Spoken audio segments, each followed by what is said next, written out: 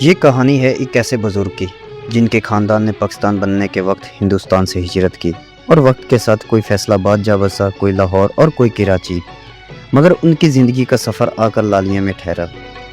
آج یہ بزرگ پرانی چیزوں کے ساتھ جڑے ہوئے ہیں، ریڈیو ہو، پرانا ٹی وی ہو یا ٹیپ ریکارڈر، یہ صرف مشینیں نہیں، ان کے لیے ایک پورا زمانہ ہے۔ وہ زمانہ جب گانے سننے کے لیے موبائل نہیں، ریڈیو ٹیپ ریکارڈر ہوا کرتے تھے۔ میں نے جب ان سے پوچھا کہ کیا آپ نے کبھی ملکہ ترنم نور جان کو سنا ہے، تو انہوں نے کہا ہاں سنا ہے۔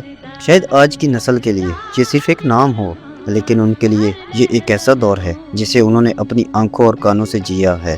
انہیں یہاں یہ کام کرتے ہوئے 5 سے 6 سال ہو چکے ہیں۔ زندگی آج بھی سادہ ہے، مگر ہنر وہی، خاموشی سے کام کرنا، اپنا ہنر زندہ رکھنا اور ایمانداری سے روزی کمانا۔ 1947 میں ایک خاندان پانی پت سے نکلا تھا، آج اسی خاندان کی ایک کہانی لالیہ میں زندہ ہے۔ ہجرت نے انہیں ایک نیا وطن دیا اور ہنر نے انہیں ایک نئی پہچان۔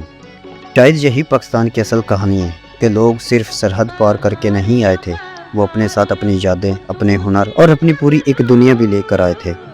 14 اگست مبارک، پاکستان زندہ باد۔